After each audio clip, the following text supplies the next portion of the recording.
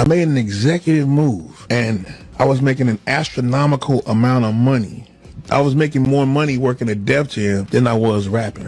2001, I was doing that.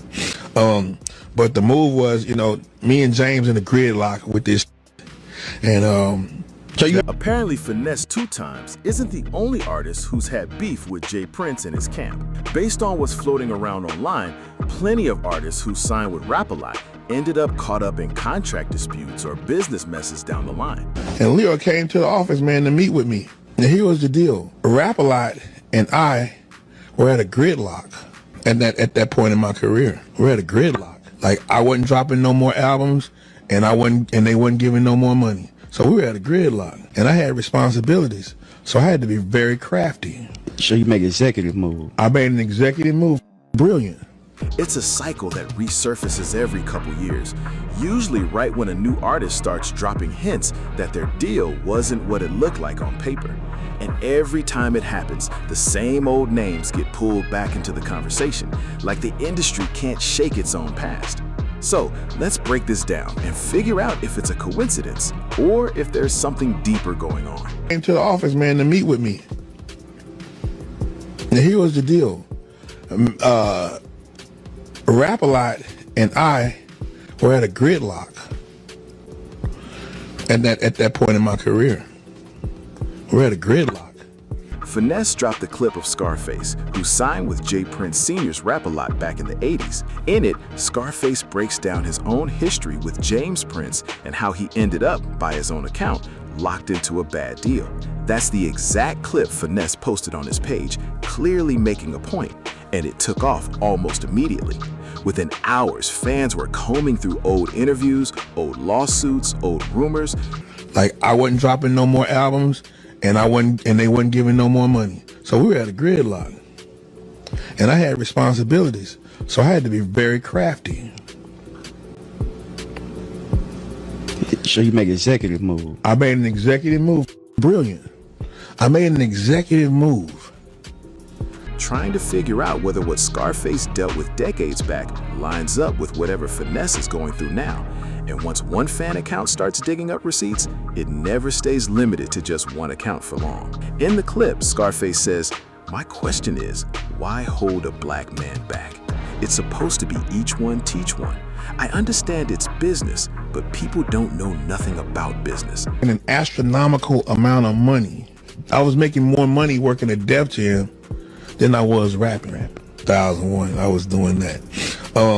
But the move was, you know, me and James in the gridlock with this. Why put a black man's life on hold just because he lacks business sense? Finesse's reply, basically, glad you could find a way through it. Jay Prince Jr. pulling the same move on me. So it looks like Finesse2Tymes has been digging through the archives, studying exactly how other artists tied to the Prince family ended up stuck in their deals. Let's play the long ball. So I went and got me a job. A hell of a one, though. A hell of a job, yeah. That was a cold move. I ended up getting Ludacris. And like I said, I tried to sign a whole lot of other artists. Doing that homework now could mean he's trying to find his own way out of whatever's going on with mob ties. People online are watching him put it together piece by piece in real time. And honestly, that alone says a lot about how serious he is. This isn't somebody randomly reposting an old clip for fun. This looks like someone building a case, one repost at a time. Back in that Scarface clip, he walks through exactly how things boiled over. Jay Prince came to the office to meet with me, and here was the deal. And so you let me cut y'all. Is y'all in the gridlock? Or are you saying you wanted more money and they were just holding firm? I'm not sure what the beef was. That was 20-something years ago. Yeah. But we was at a disagreement. I wasn't recording, and that was that. Okay. You know, and his pace, his game is, he played long ball too. So Rap-A-Lot and I were at a gridlock at that point in my career. I wasn't dropping any more albums, and they wouldn't give me any more money. So I had responsibilities, and I had to be very crafty. I made an executive move. Then he drops this. I was making an astronomical amount of money. More money working at Def Jam than I was rapping. That was 2001. But the move was me and James at that gridlock. Let that sink in for a second. This is a guy who was already established, already had a name, admitting straight up that the business side of things paid more than the actual music ever did. Oh, it was something else, but it was Big G. I know Jeezy. I don't remember Jeezy, but I know he was there. But Jody Breeze, I think he was in that group. I don't, man. It was so long ago, man. But I used to hang out in Mechanicsville with Big G, man. I gotta call my dude, man, see how he doing, man. That's the kind of line that sticks once it spreads, because it flips the usual assumption on its head that the label always wins and the artist gets left holding nothing. It's rare to hear an artist admit the suit and tie side actually outpaid the mic. If Finesse actually finds what he's looking for, this could shift everything. Word online is he's been tracking how similar contract battles have played out across the industry, talking to people, trying to understand the legal side, figuring out how artists actually protect themselves once things start moving quickly. Lawyers, other artists who've lived through it, industry insiders, whoever's involved, the point stands. He's not posting just for clout, he's building something. And once fans start seeing it that way, every new repost starts feeling less like gossip and more like evidence. Asked what the actual disagreement was about, Scarface says, "I'm not sure what the beef was, that was 20-something years ago, but we were at a disagreement. I wasn't recording and that was that. He played the long game too, so I said okay. Nothing's confirmed, but the whole internet's watching to see what Finesse does next." We done already made all the money we can make. I don't want to go to no another label with you. I love you. But I no longer want to be mob ties business-wise. I love all the mob ties street. Meanwhile, Mob Ties hasn't said a single word about any of it, and that silence is turning into its own storyline. When a label goes quiet, fans assume there's a reason, and the longer it drags on, the louder the speculation gets. Scarface keeps going, describing what came next. "I played the long ball too, so I went and got myself a job, a hell of a job. That was a cold move. I ended up getting Ludacris. I also tried to sign a whole lot of other artists who are extremely famous right now. Rick Ross, T.I., Jeezy. I tried to get Boys in the Hood too. They went with Big G. I know Jeezy was around, but I don't remember all the details. It's been so long. I used to hang out in Mechanicsville with Big G. I need to call him and see how he's doing. I also tried to sign David Banner, Slim Thug, Paul Wall, Chamillionaire, and Flip. Tried to get them all to come down to Def Jam South. Didn't happen." That's a stacked lineup once you actually sit with it. That are extremely famous right now. Rick Ross, T.I. Jeezy. What was their names though? What was the name of that group? Boys in the Hood. Boys in the Hood. I tried to get their name. Some of the biggest names to ever come out of the South. All names Scarface says he tried to lock down. Whether any of those deals ever got close doesn't even matter much. The fact he can still rattle them off decades later says this chapter of his life stuck with him. That's the kind of detail you only remember that clearly if it still bothers you a little. Still, nothing's officially confirmed about any legal moves or contract changes, but the online noise keeps climbing. Some think all this digging could actually push more transparency into the industry. Others think it's just speculation snowballing into something way bigger than it actually is. The whole Finesse2Tymes situation is bleeding into every corner of social media at this point, with people dissecting old interviews and old quotes tied to mob ties and Rap-A-Lot. Some think these old clips are finally confirming what artists were warning about years back. Others think the internet's just weaving a bigger story out of loose threads. Either way, the clips keep getting reposted, and every repost adds a new theory to the stack. There's another clip circulating of an artist telling their label, "Let me go. We already made all the money we can make together. I don't want to go to another label with you. I love you, but I no longer want to be misused. I love all the money, but it's time for me to get a new look. Let me out of that contract. I'm done. We haven't made any money. I've been with you 4 years, and we haven't dropped anything but 2 projects." Big G. I tried to sign a lot of that. David Banner, Slim Thug, Paul Wall, Chamillionaire, Flip. Tried to get them all to go to Def Jam South.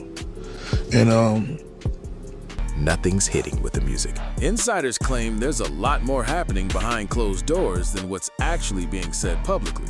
But again, none of it's verified. Still, every post and clip gets combed over like it's hiding some deeper meaning, and the tension just keeps stacking day by day. Honestly, that's exactly what makes stories like this impossible to look away from.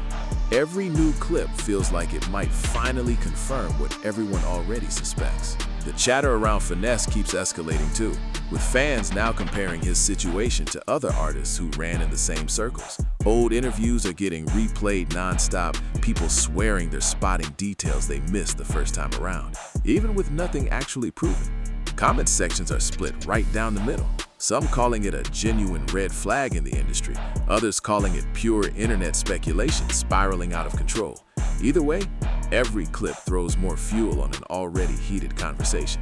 As this keeps spreading, more people are zeroing in on how music contracts actually work and how much artists really understand before signing anything. Finesse's supporters say this whole thing is opening people's eyes.